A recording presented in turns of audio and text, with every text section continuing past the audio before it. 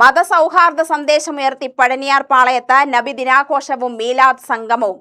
പഴനിയാർ പാളയം നജ്മുൽ ഹുദ മദ്രസയുടെ നേതൃത്വത്തിലാണ് നബിദിനാഘോഷവും മതസൗഹാർദ്ദ മീലാദ് സംഗമവും സംഘടിപ്പിച്ചത്.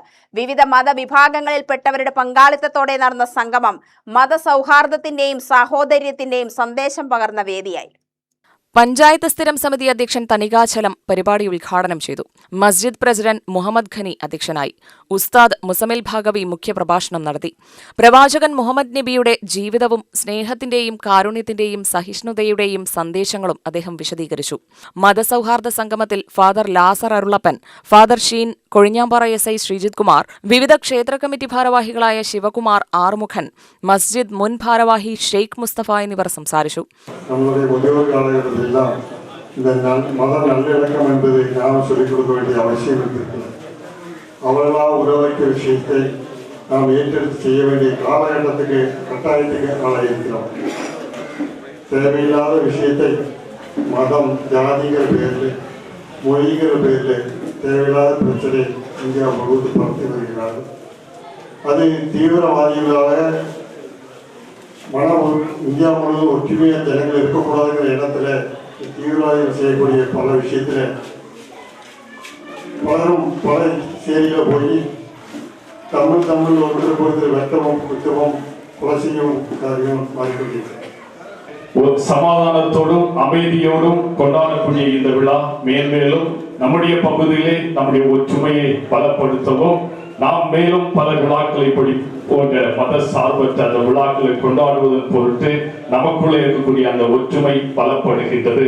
ஆகவே எல்லா மதங்களும் சொல்வது நன்மையை செய்யுங்கள், உங்களுடைய வாழ்க்கையிலே நீங்களும் நன்மை பெறுவீர்கள் அப்படின்னு சொல்றாங்க. அதனால நம்முடைய வாழ்க்கையில் ஒரு சின்ன ஒரு செய்தியா நன்மையை செய்யுங்கள், முடிந்த அளவு முடியாதவர்களுக்கு உதவுங்கள்.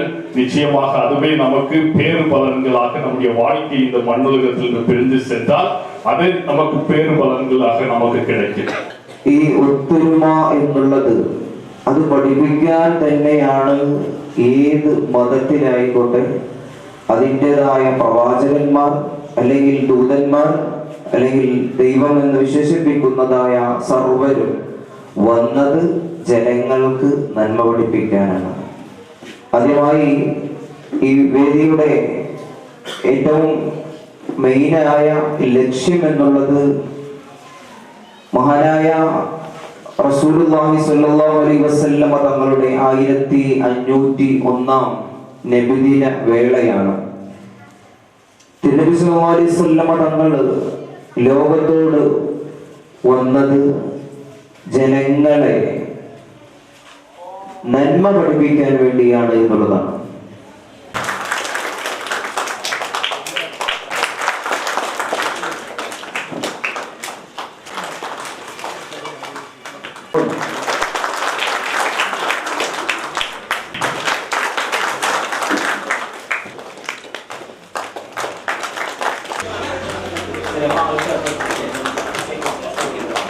വിവിധ മതവിഭാഗങ്ങളിൽപ്പെട്ടവർ ഒരുമിച്ചിരുന്ന് സൗഹാർദ്ദത്തിന്റെ സന്ദേശം പങ്കുവച്ചത് സംഗമത്തിന് പ്രത്യേകതയായി.